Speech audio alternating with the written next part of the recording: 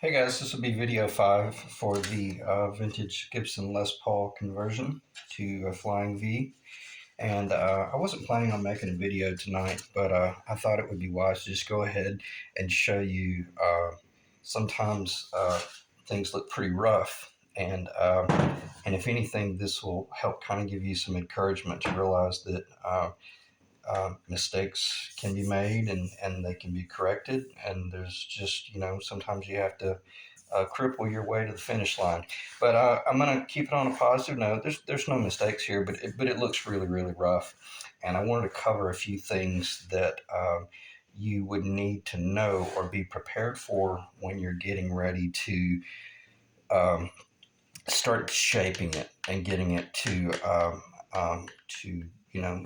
a point where you can begin to see what your project's going to be. All right, so let me get on point here, and what I'm going to cover in this video will be about 4 high points, and I'm just going to read them off.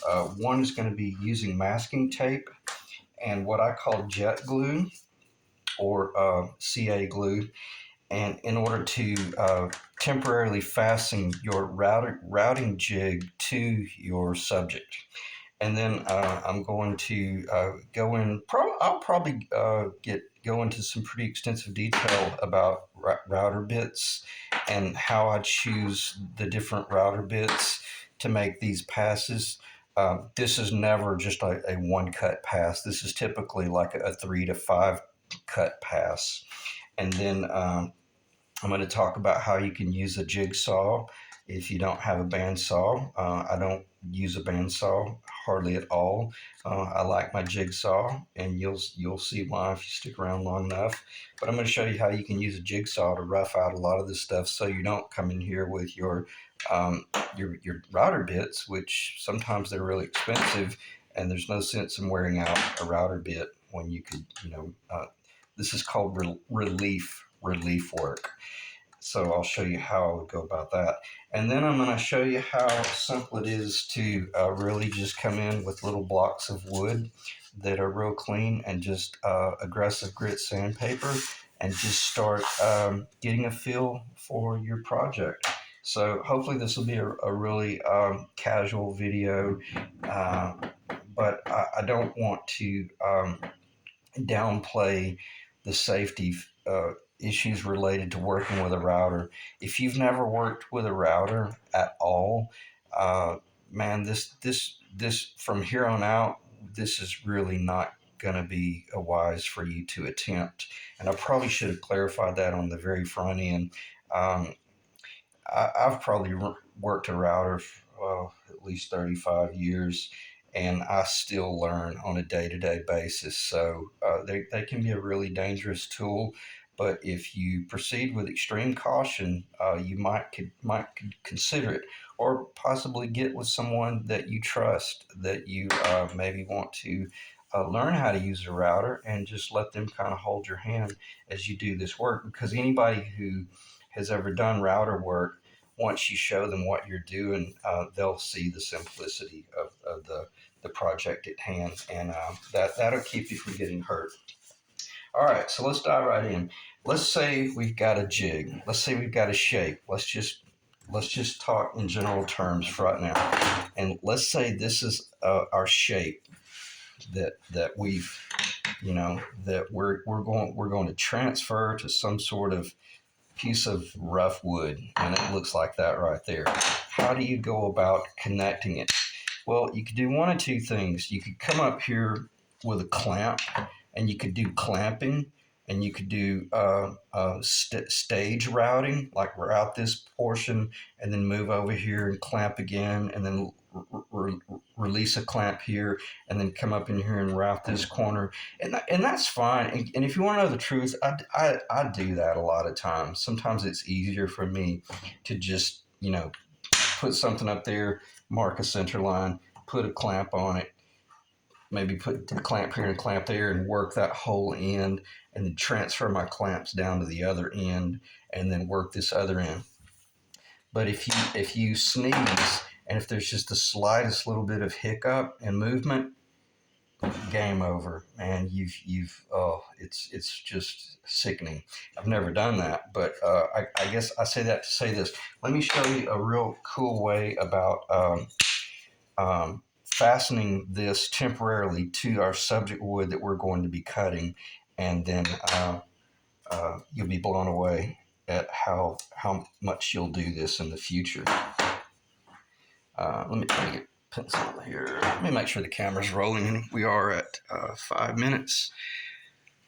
And I need to probably stay about right in here, but I'll try to work this way so you can see what I'm doing. Okay, so let's say that we had yeah, this is a good idea.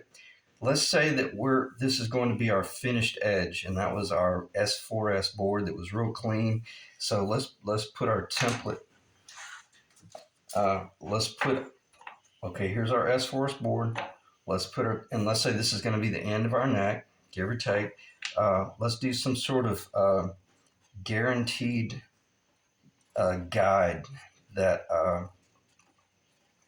that's the corner.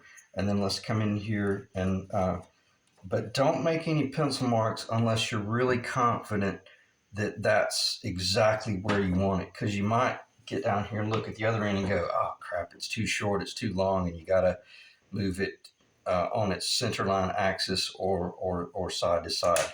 So now that we know that that's where we want to glue it, and maybe we've made some temporary marks, and you come in here, and you can do this. You don't have to do much. You'd be shocked at how little. I always do that crap. You'll be shocked at how little you have to do this. I like using, I call this jet glue. You can get this at Hobby Lobby. It's a really good price. This is 1 ounce. That is an enormous amount of CA glue for $5.99. I mean, you just cannot beat that. I like the medium. Man, I like the medium. Need I say anything else? And then what you'll do is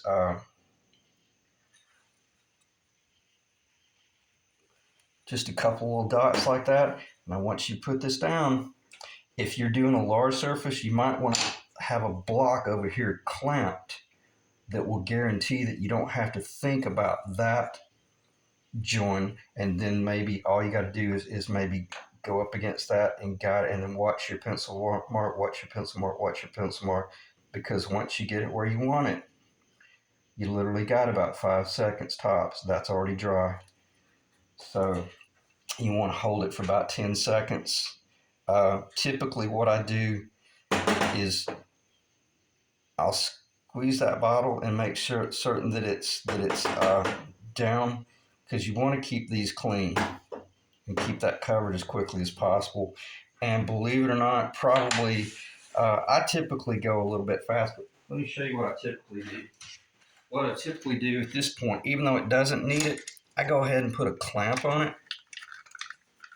I clamp that baby, and I set it to the side. And where did I do the masking tape and the jet glue on this project? I did a strip of tape. Let me show you on this side. Oh, okay. Well, here it is pretty much. I did a strip of tape right there. I did a strip of tape down the center, and then I did a short piece on each tip, and that was it. I did 1 drop down here. I think I did 2 drops right here, 1 drop there on that corner, and probably I did 3 drops here, 1, 2, and 3, and then I clamped it, because I knew when I was up here working this area right here, I was every now and then going to be doing some I wanted to make certain that if I needed to really kind of push this bearing, which do as I say, don't do as I do. Sometimes I'll push my bearing into my template a little bit. Why? Because I know this is extremely hard form, and I can do that. But we'll cover that some other time. But sometimes I need to be pressing in here to really work this, because I'm making multiple passes. Once I'm down at the bottom, I want to get it as close to the finished as possible. So now that has had about 10 to 15 seconds to dry, I'll show you how strong it is. Look at that. I mean, it's just amazing. Now, and that's only just 1 or 2 points. If you have it spot glued 24 inches away, and then 12 inches away and 24 inches away, uh, you're going to be surprised. It's not going anywhere. And if you want to run this on a table, I'm glad I'm kind of just going off the hip here. All right, let's say you got a table mounted router, and I'm just going to go cowboy here. Well, we would want to have this roughed out with our jigsaw, which I'll cover in a little while. But you're wanting your bearing to run along that surface, correct? But you got to make certain that, see, the blade really doesn't start until about a 16th of an inch, or maybe almost 2 millimeter below the bottom edge of the bearing.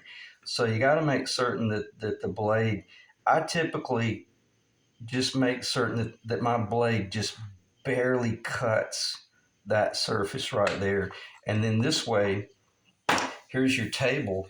Now you're moving your item. And this bearing is going to be turning counterclockwise on a table. So when it's doing that, you would want to come in from this direction and route like this right here. If you start routing in this direction, you run the risk of it catching and throwing the board, especially if you took this and came up here and hit like that, man, it's probably going to break a rib.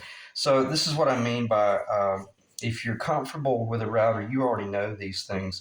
But and I did do the bulk of this on my table, meaning that which bit did I use? I can't remember. Uh, yeah, I started with this bit. So I had so in other words, see, you've either got the bearing on top of the router bit or on the shank of the router bit. The way I did this one here, I was routing it like this on the table. And I started out with this bit. The bearing was here on the 1/4 inch shaft, and then I made that first cut just to get a feel so I could watch and make certain that, everything was cool. If you tried to come in with a large bit, let's just invert this, and let's say you came in with a really large bit like this and you're trying to cut all this at once, it's going to be a nightmare. It's going to chatter and grab and pull. You need to go into it in stages. So I might have jumped ahead of myself there, but I just wanted you guys to see and keep in mind you can relate this to anything. You want to start building little garden figures, and you're doing them with a router. Make your one little garden figure and tape them and jet glue them to your material, and then you could take a jigsaw and rough it out, where your jigsaw is basically taken out up to about 1/8 of an inch, and that way you're only having to route that little bit. The last thing you want to do is have to come in here with a router and try to route every bit of that out, because you'll burn your bit up. All right, so I wasn't very organized on that, but I think I covered it from a good enough angle. One thing I do need to make certain that I clarify, and I'm probably being redundant here. I'm almost certain I am. But please make sure that you ease into this. Go with a short bit, and then your bearing is going to be about right here, and then move it down and make another pass, and then move it down and make another pass. This is so important. If I've ever made ignorant mistakes, this is coming out of the bottom of your router. This is called the collet. And I still make this mistake. I'm the world's worst at going, okay, I make this pass first, then I make that pass, and I thought, I'm going to make another pass, and voila, guess what I do? I let the end of that collet come below my base, and sure as you know what, I'll hit my jig and I'll tear up my jig. So proceed with extreme caution about watching this bottom edge of the router collet, and make certain that it's always below the surface. When routing, always triple check just everything. I mean everything. And now once you got to this point, now you can change over to a taller bit. And see, now you're able to really get a pretty serious bite. And now you're at a point to where, okay, now my bit's not long enough because you need to be up in that collet at least about 5/8 of an inch, if not a little bit more if you can. But sometimes I'll run them as close as like 3/8 or 7/16, but that's getting a little bit cowboy and a little bit dangerous. But anyway, on that note, then you can come back.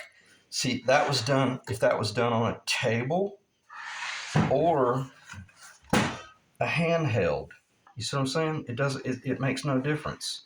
That's the cool thing about routing. It's safer on a table, but sometimes for me, because I've done so much routing, it's just as easy for me to just throw this baby up on a table and clamp the two wings down there and just grab my handheld and do the handheld routing. However, if some of you have been following my series, I've made several statements about my left arm. I broke this left arm completely in half, and about 8 years ago. So I have to be really careful when I'm running a handheld router because the vibration will just, man, it gives me grief about a day and a half later, and is typically sore for about 3 or 4 days. So it's easier for me to do stuff on the table, or safer, I should say. Router bits, they're endless. There's so many things you can do. Spiral cut.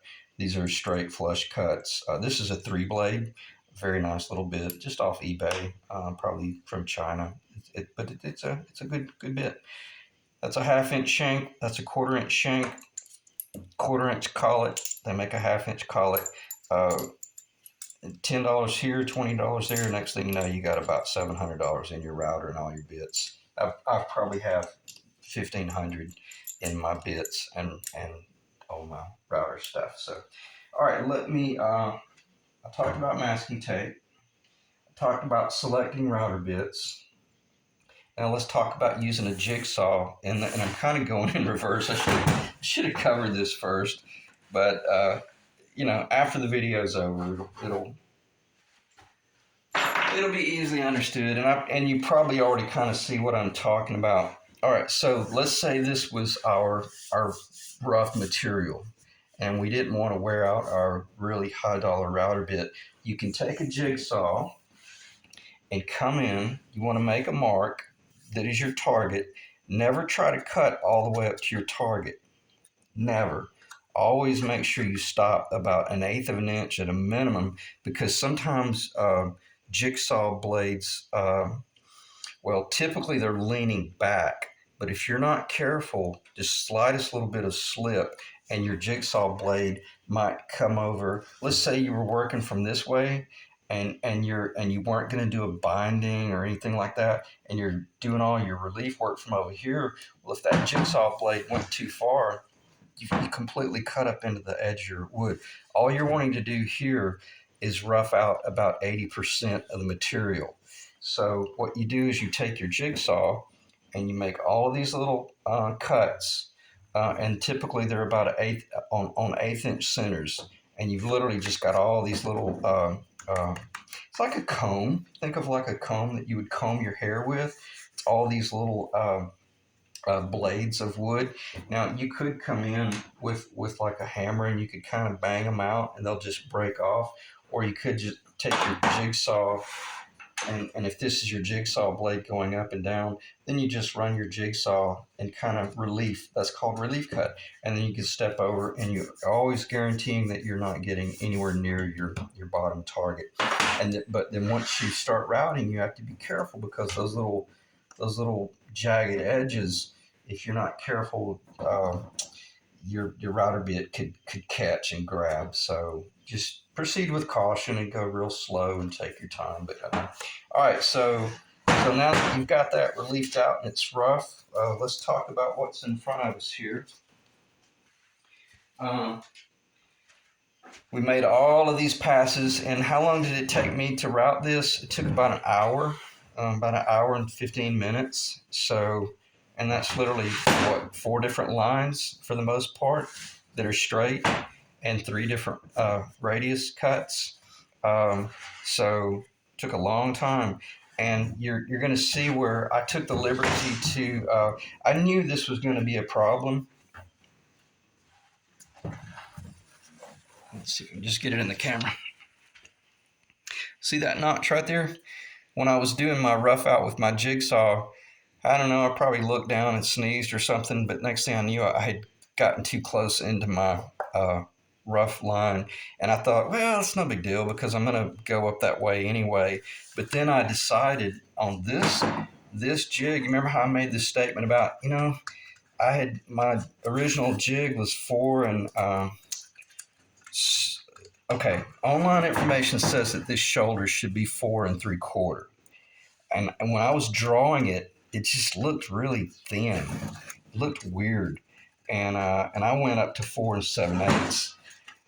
And and I built 3 guitars, 4 7/8 of an inch, and they were fine. I mean, they really were. But you have to keep in mind, when you're doing this type of stuff, typically you're just looking at every little microscopic detail, and I just never could enjoy the 4 7/8. So what did I do on this one right here? I put a shim in there, and I opened this baby up to 5 inches. So I got my 5-inch shoulder finally on a Flying V. Do that if you want, but just keep in mind all the dimensions that I gave you, they are for a 4 3/4 inch shoulder. And what I'm going to do, I'm going to take all this apart and then show you how you get it apart. So obviously that's our form, that's our template, and I'll talk about this pine in a little while. But let me get this off.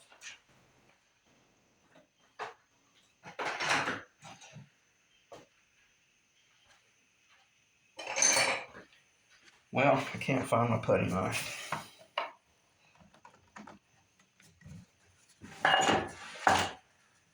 Bear with me, let me find my putty knife.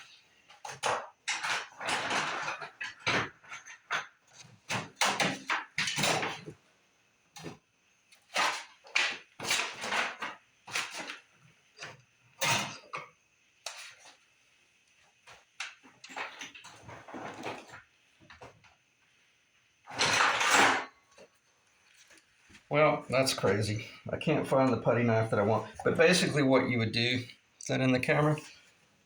You would just come in and pop the corner, and you can see the tape. And then we'll come over here. This is more of my finished putty knife. I don't want to damage this one. This is a real thin blade. But, and I'm not going to damage it if this doesn't relief. Yeah, okay. So you can kind of see typically what it will do. It will the wood will tear loose either from the form or from the piece that you're routing. And then what you've got, those are 2 pieces of tape that got jet glued together. And so you can see how it's just strong enough to hold it, but weak enough that it will let go fairly easy.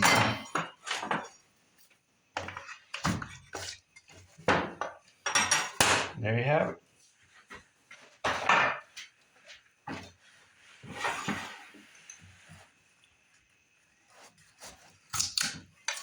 And also, I like the idea of you guys getting to see this in real time, because you'll get to see how, what rough it is. I mean, it looks rough.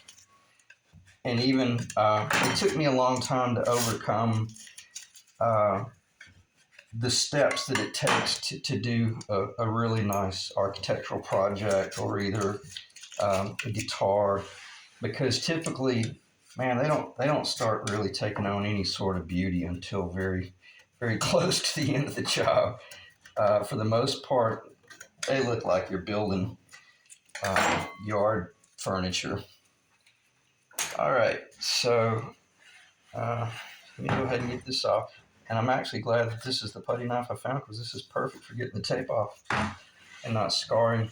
Now, you have to keep in mind, if this was Carina and I was doing a stand grade guitar, man, this everything that I'm doing would be completely different. I would, and I'm not going to start going into that direction, because I don't want to either intimidate or cause you to lose interest because when you're doing clear coat finished guitars, uh, you have to be incredibly careful about stuff like that. Idiocy, where you throw a C clamp up under there and you forget to put a block, you know. And how long have I been doing this? Long enough to know better. Let me cover this briefly. This is pretty important. Uh, if this, and I'm just going to hit this for 5 seconds. If this was going to be a clear coat guitar that was stain grade, this join would be so incredible. You basically wouldn't be able to see the glue line. The reason I wanted you to do a paint grade guitar and use the epoxy, that epoxy, after I sanded it, is perfectly level, and it doesn't matter how ugly it is. Is it ugly? Yeah. I mean, would it be a failure if this were a stained grade guitar? Absolutely. That would not be acceptable. But we don't care about that, and we don't care about making mistakes like that because we're learning. It's tap tone. Because we're learning how to build guitars, and we're working with cheap wood that we bought off the shelf at our local big box. I think I paid $22, $24 for this. I got a lot of time in it doing all that glue up, but basically it's pretty rough when you're doing all your glue up. What did I do with this body that was Titebond? This pine is some of my 1800 pine. It's extremely old. It's antique pine. I did glue it down with Titebond because I was under the impression that I knew exactly what I was doing and had everything under control. I glued this piece down first, had everything clamped very similar to how I glued the body where I had all of the clamping on it. And then when I put this piece in and I started doing all my clamping and my ratchet work, something went wrong, and I lost it. I lost the center, and I had everything clamped, and because it was Titebond, I knew that if I released it and started trying to rework it, I ran the risk of creating a rubber gasket between the top and the bottom, which is, see, this is a three piece. This is like a 3-layer laminate guitar. So I thought, the heck with it. I'm going to let it go. And what am I going to do? I'm going to take a circular saw. This is in the table. I'm sorry. I hope that was in the video. So let me just get behind the camera. See this, that gap? This piece is perfectly on center. This piece slipped down quite a bit, considerable, almost a millimeter, about a millimeter. So it's a failure, but it doesn't matter because once you see what I'm going to do with the top of this guitar, I mean, you'll be screaming because you'll realize it's irrelevant, any of that. But nonetheless, I'm going to take a circular saw and I'm going to cut a perfect center line, and then I'm going to glue in a real nice little fillet that'll clean it up, and also it will define my center line so that if someone ever routes out for a neck pickup, they won't look up in there and see a real horrific failed joint. It doesn't really matter because here's the center of where the pickup. Let me see if I got. Yeah, this is the center of my bridge location, and that center line right there is where the pickup will be. So there's going to be a pickup hole right here, and then the bridge location there. Obviously, I'm not doing a pickup in my guitar up here, and it wouldn't even matter because I could cover this up. And again, I just wouldn't want anybody to route into that and realize that I did a poor join. But I want you to see something that's very important. Let me see if that's showing up. Let me do it where it's not upside down. Right now, this is what is it? It's 5/16. Let's measure it. This thing is well over 1 3/4. So let's say your target was going to be, I'm going to put it at 1 5/8, and then I'm going to look back in the camera.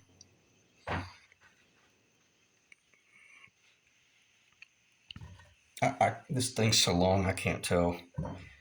Basically, if you can see the zero, you literally could cut off about a quarter of an inch at that top. So but my guitar, man, I want it as thick as possible, and it's awesome. I'm over 1 7/8 of an inch right now. Uh, I'm probably going to take about maybe not quite a 16th of an inch off the top, but I am going to level it. It's perfectly level, and it's that exact thickness all the way around. But nonetheless, I almost digressed there. I wanted to clarify to you what was truly important is this glue joint. If you can see how beautiful that is, that's an exceptional glue joint. It's really nice and tight. Let's see if I failed anywhere because I haven't seen this yet. And I'm sorry, I may be getting crazy here with the camera. Let me just slow down. See what I'm looking at. I'm looking to make certain that I didn't have any crazy gap.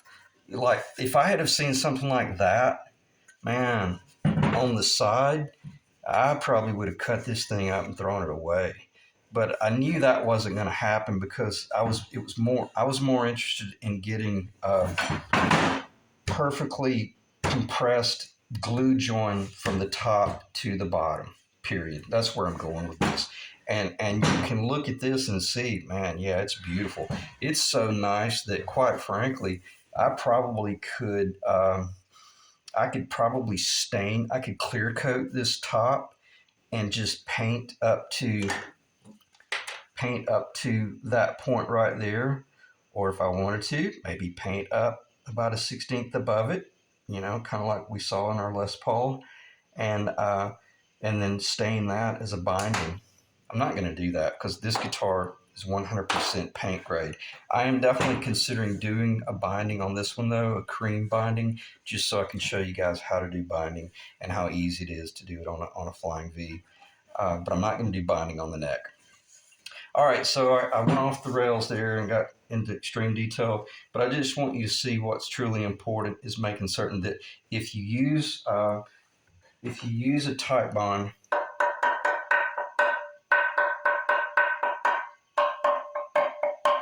and if you've got really good compression, I'm not holding it very well. Yep, there it is. Let me do this. Let me use a screwdriver. Yeah, this you really want to use a screwdriver.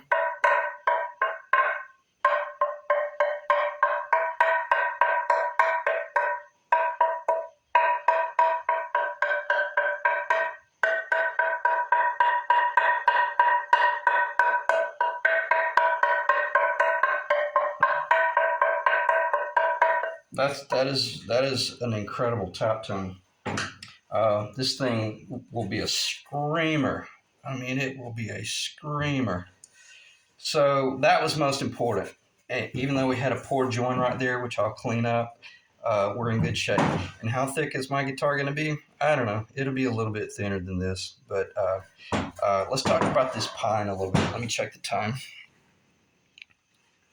Yeah, we're at 33 minutes, so not too bad. It's not going to be a short video, but I don't think it's going to be too terribly long. All of these holes right here are original nail holes from this. All this pine came out of an old historical schoolhouse in Alabama. And all these old nail holes, the rusted black, that would be from where they had, nailed it down. Oh, and also I forgot to mention, this was, I could have book matched it, but I didn't. I'm sorry, let me back up. This was one board that was about an inch thick, and I cut it down to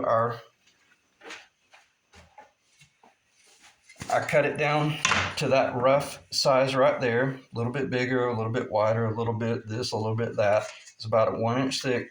And I found the center and I used my table saw. And if this is the fence on my table saw, I would set the blade about 1/2 inch high, made a pass. and then I had already verified that I knew I was going to hit center. What was I doing? I was book matching that piece of antique pine.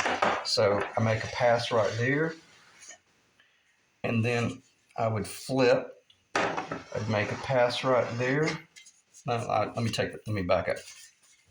I made this pass, and then because of that straight, then I made that pass, and then I made that pass, and then I kept raising the blade, and I made that pass. And this is where you got to be real careful, because once your blade starts getting up above an inch or two, you're you're working your way closer to the center, and you're relieving a little bit here, a little bit here. But as you're going up here, you're also making this pass. So before you know it, man, you've already opened these two up, and all you're doing is just cutting this little piece of triangle out in the middle. Now, if you get to a point where you get scared, you can leave that part in the middle, and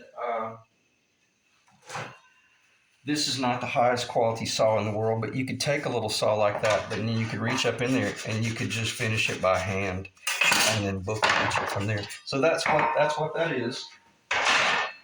That's a book match top, and I got somewhat close to um, the ring, the annular ring orientation, but again, it's irrelevant. All I wanted was tone, and I knew that this antique pine was just going to give me an unbelievable tone. And I got to tell you, that sounds amazing. That sounds so good. So these nail holes mean nothing. I could drill them and fill them full of epoxy. I can do whatever I want to do. If you were going to build like a what do they call them, the barn caster, telecaster, something, then if anything, it's cool to work around those nail holes. So that, like that little nail hole right there, it would be so cool to leave that as martini talk, conversation piece, and it is what it is. You don't want to do it on a guitar like this, though. This is not associated with country. I just wanted the tonal aspects of the pine, and even where you can see, this is so cool. This is where a nail was driven in it, and then there was a nail driven in it right there. So anyway, neither here nor there. I'll stop talking about that. Let me look at my list, and I don't know if I clarified. I am going to be, yeah, I did. I'm going to be taking a little bit of the surface off, and there's different ways you could do that. You could set it up on a drill press, and you could set your drill bit. You could set your drill press at whatever your target depth is, and you could come in here with your drill press, and you could just make all these little spot holes. Just all now you got to make sure that your back is pretty much where you want it. In other words, if you had a funky gap right here, go ahead and work this back perfectly flat. Then let's come in and guarantee that we relieve the material on the top in order to achieve our target of 1 5/8, 1 11/16, 1 3/4. You see what I'm saying? It's your guitar. You choose the thickness you want. And I don't know if you can see that though, but if you look at the thickness of that guitar, this is 1 7/8 of an inch, and that looks good. My other three V's, they were a 16th of an inch thicker than this, barely, for the most part. They started out 2, and then I worked them a little bit too much. But you can see what I'm saying. If you were to go with the traditional, well, let's just look at it and see. Let me make a mark.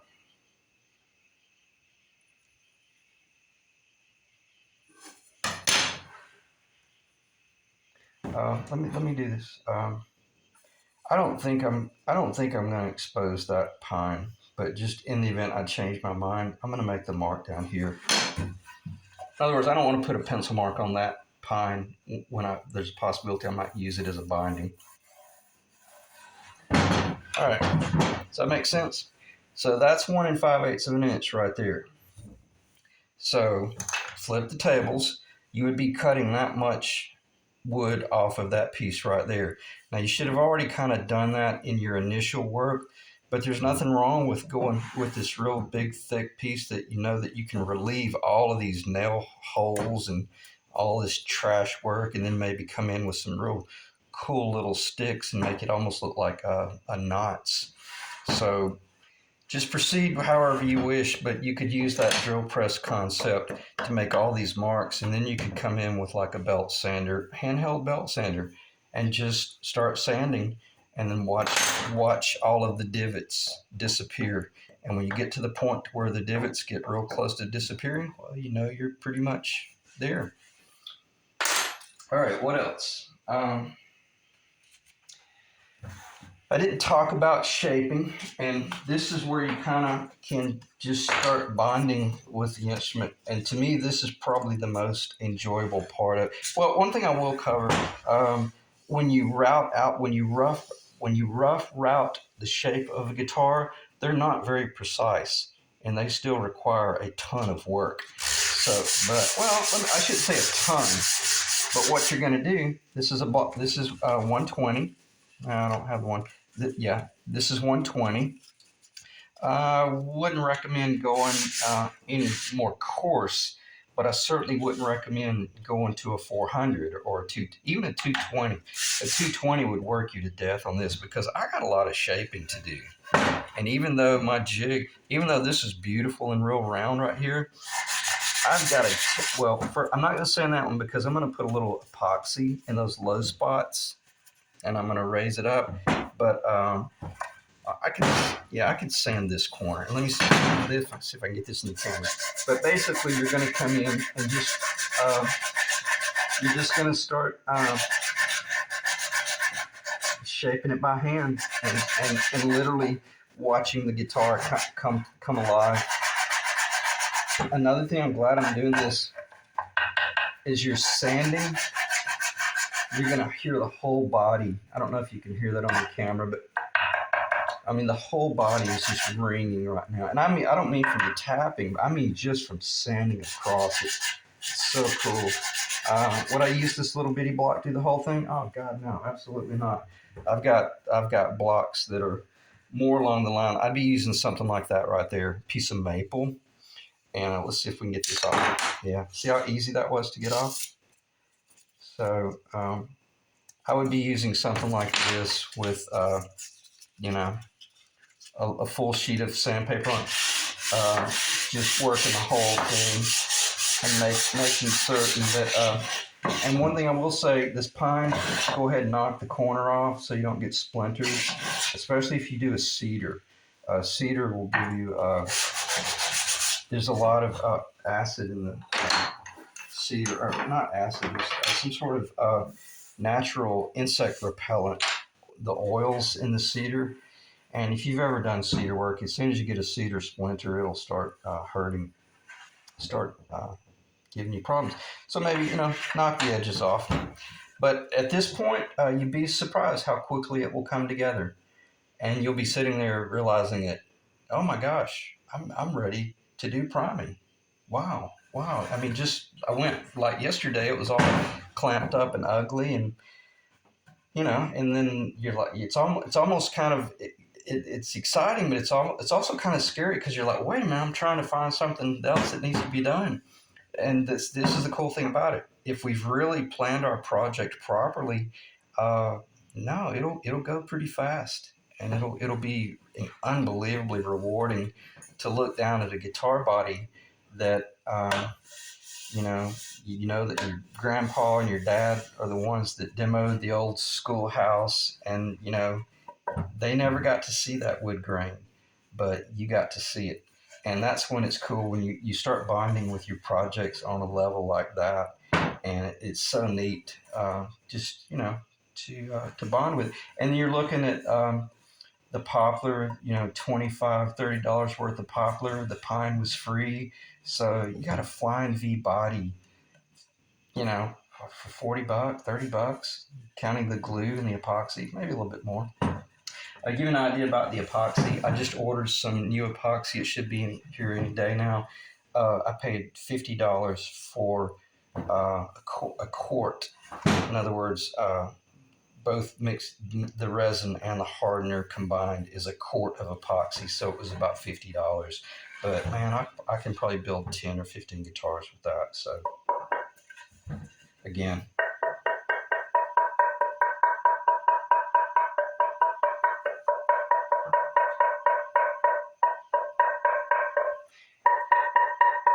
there's something really to be said for the Flying V body.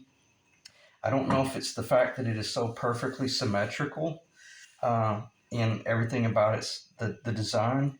Um, Man, they are a phenomenal jazz guitar, and I'm not just saying that because I like jazz and stuff. But a lot of guys have made that statement that they're very articulate across the entire fretboard, and you can hear that right there. I'm all the way down at the very bottom of the body, hitting,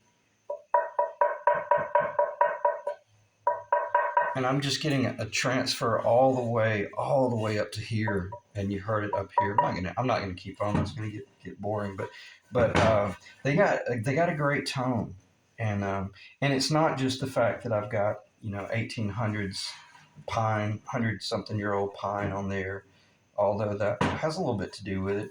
But if this were just a solid piece of poplar, it would sound very close to that right there. So. Anyway, let me check the time. It's probably getting a little bit long.